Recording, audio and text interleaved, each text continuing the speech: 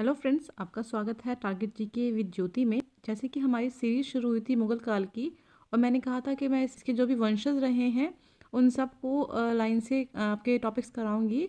तो उसी सीरीज़ को शुरू करते हुए आज हमारा पहला जो है संस्थापक मुगल वंश का, वो है बाबर।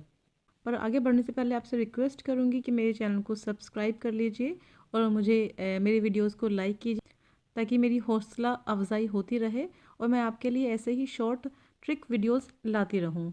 चलिए स्टार्ट करते हैं। पहले है बाबर। बाबर है 1526 से 1530 में।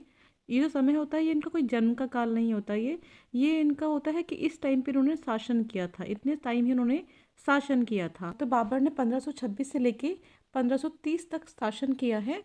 अब इनका नाम देख लेते हैं। कई बार एग्जाम में क्वेश्चन इस तरह से भी आता है कि स्टार्टिंग का नाम दे देते हैं ज़हीरुद्दीन मोहम्मद। ये किन का नाम था, किन का मूल नाम था? बाबर इनका सरनेम था, इनका मूल नाम क्या था? ज़हीरुद्दीन मोहम्मद। ठीक है, ये बाबर का मूल नाम था ज़हीरुद्दीन मोहम्मद। अब इनके पिता हैं, इनका पिता है उमर शेख मिर्ज़ा। उमर शेख मिर्ज़ा। देखिए, मैंने इसमें कोशिश करी है कि सिर्फ एक एक लाइन के अंदर आपको चीज़ें पढ़ा दूँ। पढ़ने को तो हम पूरी एक एस्से की तरह लिख सकते थे और पढ़ सकते थे, पर एस्से की तरह लिखा हुआ हमें समझ नहीं आता। समझ आता है तो हम भूल जाते हैं। ठीक है, एग्ज़ाम में हमें क्या याद याद रहता है? एक एक की वर्ड्स याद रहते हैं हमको। हमको पूरी कहानी नहीं याद रहती कि पूरा क्या सेंटेंस लिखा हुआ था। हमें सिर्फ वो वर्ड याद रखना है, जो उस वर्ड पे हमें फोकस करने की ज़रूरत है। यहाँ फोकस करने की ज़रूरत है उनके नाम पर। तो नाम क्या है? ज़हीरुद्दीन मोहम्मद। पिता का नाम उमर शेख मिर्ज़ा। उमर शेख मिर्ज़ा। अब देखिए, क्योंकि हमारे यहाँ पर हम ट्रिक से कनेक्ट करने की कोशिश करते हैं, तो यहाँ पे हम कोशिश करेंगे कि ट्रिक से ही कनेक्ट करें। तो हम ट्रिक से ही कनेक्ट करेंगे। देखिए, ज़हीर यानी जहर लग रहा है। जहर अगर खाएंगे तो क्या उम्र बढ़ेगी? उम्र बढ़ेगी या घटेगी? है ना। ज़हीरुद्दीन जो बेटा है उसके पापा की उम्र। ठीक है, उमर शेख और ज़हीरुद्दीन। ज़हीरुद्दीन मोहम्मद बाबर और पिता है उमर शेख मिर्ज़ा। अब नेक्स्ट में है उपाधि। बाबर को बेसिकली 3 उपाधि मिली थी। पहली थी बादशाह की, दूसरी कलंदर की और तीसरी गाजी की। देखिए, बादशाह की उपाधि मिली, ये 1507 में मिली थी बाबर को ये वाली उपाधि। बेसिकली ये उसने अपने आप ही धारण कर ली थी, अपने आप को बादशाह कहलाने की। फिर थी कलंदर की उपाधि। कलंदर की उपाधि जो मिली थी वो उनकी उदारता के लिए, बहुत उदार था बाबर। ठीक है, उसके लिए दी गई थी। और जो गाजी की उपाधि है वो उन्होंने जो खानवा का युद्ध हुआ था, अभी हम पढ़ेंगे उनके जो 4 युद्ध हुए थे।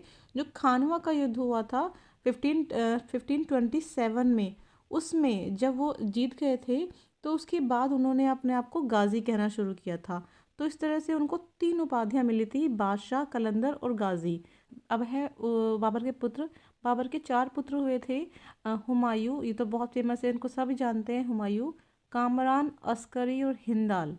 देखिए, एग्ज़ाम में क्वेश्चन यहाँ ये बन सकता है कि ये इनमें से कोई एक नाम दे देंगे और ये पूछ सकते हैं कि ये किसका पुत्र था, अस्करी, हिंदाल या कामरान। ठीक है, हुमायूं सब जानते हैं, आपने एक वो सुना भी है, बाबर का बेटा हुमायूं, ये हम सब ने सुना है। लेकिन कामरान, अस्करी और हिंदाल का नाम बहुत कम लोग जानते हैं। तो बाबर के कितने पुत्र थे? 4 पुत्र थे। अब हमारा है बाबर के अभियान। बाबर ने कौन कौन से अभियान किए? देखिए, बाबर का जो प्रथम अभियान था वो 1519 में शुरू हुआ था, यूसुफ जाई जाति के विरुद्ध। एक जाति है, इसका नाम है यूसुफ जाई। 1519 में, देखो 1507 में उसको उपाधि मिली थी, बादशाह की उसने उपाधि ली थी। और 19 में आके उन्होंने अभियान शुरू किया भारत पे कब्जा करने का, जो था यूसुफ जाई जाति के विरुद्ध। इस अभियान में उसने बाजोर और भैरा पर कब्जा कर लिया। 2 क्षेत्र हैं, बेसिकली स्थान है, बाजोर और भैरा, इन पर कब्जा कर लिया। बाबर ने 5 बार आक्रमण किया। जो पॉइंट इंपॉर्टेंट है हम सिर्फ उन पॉइंट्स पर ही डिस्कशन करेंगे, सब पॉइंट्स पे डिस्कशन नहीं करेंगे। 5 बार आक्रमण किया। ठीक है, प्रथम अभियान आता है कि कब किया? 1519 में। और किसके विरुद्ध किया? यूसुफजाई जाति के विरुद्ध। फिर है बाबर की जो युद्ध नीति थी वो किस तरह की थी? बाबर की युद्ध नीति बहुत इंपॉर्टेंट है, पूछते हैं, ये क्वेश्चन बना हुआ है कि बाबर, ये तुगलमा युद्ध नीति किसकी है? ये युद्ध नीति है बाबर की। अब क्या था युद्ध नीति के अंदर कि इसमें फौज जो थी पहले शत्रु के सेना के बगल की ओर मुड़ती थी, मतलब मान लो यहाँ पे वो शत्रु है, पहले इस तरफ मुड़ी, ठीक है, फिर पीछे से जाके हमला करना शुरू कर दिया, ठीक है। इस तरह से क्या तीरों की बौछार कर दी, यानी उसको घेर कर शत्रु पे हमला करा। इसको बोलते हैं तुगलमा युद्ध नीति, ठीक है। इस पर एक क्वेश्चन बनता है, ये पॉइंट इंपॉर्टेंट है। फिर है आत्मकथा, ये तो हम सब जानते हैं कि बाबर की आत्मकथा बाबर नामा है। अब यहाँ क्वेश्चन बनता है कि वो किस भाषा में है। वो तुर्की भाषा में है। जो बाबर नामा है, जो मूल प्रति है, वो तुर्की भाषा में है। ये एक आत्मकथा है। अब इसका एक फ़ारसी में अनुवाद किया, अब्दुल रहीम खान खाना ने। यहाँ बहुत इंपॉर्टेंट क्वेश्चन बनता है कि बाबरनामा का फ़ारसी में अनुवाद किसने किया? अब्दुल रहीम खान खाना ने, ठीक है। और जो मेन कृति थी वो थी तुर्की भाषा में। फिर है पॉइंट, ये इम्पोर्टेंट पॉइंट है, यहाँ थोड़ी स्पेलिंग मिस्टेक है, मुंबई नहीं है, मुबैयान है ये, मुबैयान, मुबई। एक होता है गद्य, एक होता है पद्य। देख, गद्य लिखी जाती है पोएम्स जो होती हैं, ठीक है, पोएम लिखी जाती है। और पद्य शैली होती है जिसमें कुछ स्टैंजाज होते हैं, वो लिखे जाते हैं। तो इस पद्य शैली के जन्मदाता कौन थे? बाबर। अब है मृत्यु। देखिए, मृत्यु आप जानते हैं कि जो शासनकाल रहा है बाबर का 1526 से 30 के बीच में रहा है। तो जो 30 वाला टाइम है, यहाँ पे इनकी मृत्यु ही हो गई थी, जो उनके स्वयं के पुत्र हुमायूं ने की थी, ठीक है। कहाँ पे की? आगरा में, 26 दिसंबर 1530 में। बेसिकली जो डेट आती हैं वो कम ही आती हैं। पूछते हैं कहाँ पे मृत्यु हुई? आगरा में, ठीक है। आगरा में दफनाया गया, आराम बाग में शुरुआत में इनको, और फिर बाद में काबुल में दफनाया गया। मकबरा बहुत इंपॉर्टेंट होते हैं। क्वेश्चन आता है कि किसकी कब्र कहाँ पर है, ठीक है। तो बाबर की कब्र कहाँ पर है? काबुल, बाबर काबुल, ठीक है। आपको नाम में थोड़ा सा रिदमिक लग रहा होगा, बाबर काबुल। इस तरह से ये कुछ खास खास पॉइंट्स हमने देख लिए हैं। नेक्स्ट है बहुत इंपॉर्टेंट है युद्ध। बाबर ने बेसिकली 4 युद्ध लड़े हैं, ठीक है। पहला युद्ध उनका है पानीपत का। पानीपत का युद्ध बहुत इंपॉर्टेंट है। इनकी डेट्स इंपॉर्टेंट है। कई बार बिल्कुल एग्जैक्ट डेट पूछ ली जाती है एग्ज़ाम में। और आजकल जिस तरह से फॉर्मेट थोड़ा सा टफ होता जा रहा है एग्ज़ाम्स का, तो वो डेट्स पे फोकस करने लगे हैं, ठीक है। 21 अप्रैल 1526 में पानीपत का युद्ध हुआ। इब्राहिम लोदी, मैंने सिर्फ वो लिखे हैं जिनके साथ बाबर ने युद्ध किया, और इन सब युद्ध में बाबर विजयी ही रहा था। तो 21 अप्रैल 1526 में पानीपत का युद्ध हुआ। फिर है खानवा, मैंने इसमें ट्रिक बनाई हुई है, आप देखेंगे।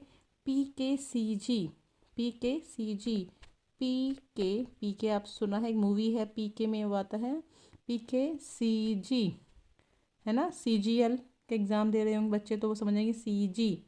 तो PKCG, पानीपत, खानवा, चंदेरी, घाघरा। पानीपत 21 अप्रैल 1526 इब्राहिम लोदी के विरुद्ध हुआ था। देखिए, जो आपने देखा है सल्तनत काल में लोदी, उसके बाद तो मुगल काल आया है, लोदी। इसकी भी ट्रिक है, गुल खिले तो सांस लो, गुलाम खिलजी तुगलक, सैयद लोदी, गुल खिले तो सांस लो। ये एक ट्रिक है। अगर आप कहेंगे तो मैं इसको एक पूरा एक्सप्लेन कर दूंगी, इस ट्रिक को भी। मुझे मैसेज कीजिएगा कमेंट बॉक्स में। तो इब्राहिम लोदी को हराकर पहले उन्होंने बाबर ने मुग़ल वंश की स्थापना करी, ठीक है। फिर आया खानवा का युद्ध, वो 1527 में हुआ, बिल्कुल नेक्स्ट ईयर। 26 के बाद 27 में हुआ, फिर 28 में, फिर 29 में। 27 में 17 मार्च, देखिए 17-27 याद रखेंगे। 17-27 में खानवा का हुआ, राणा सांगा के साथ में। खानवा, राणा सांगा, साग खाया, ठीक है, राणा सांगा साग खाया। चंदेरी का हुआ 28 में, 29 जून। 28 के बाद 29 जून आया आपका मेदनी, चंदेरी मेदनी, चंदेरी मेदनी, रिदमिक साउंड है। फिर आपका हुआ 6 मई को 1519 में, ठीक है, 6 मई को घाघरा। देखिए, अफ़गान जो लोग होते हैं, आपने देखा होगा, वो जो पठान सा कुर्ता सा पहनते हैं और सूट पहनते हैं, जो पठानी सलवार पहनते हैं, वो बहुत चौड़ी होती है, घाघरे की तरह होती है ना। तो घाघरा अफ़गान, PKCG।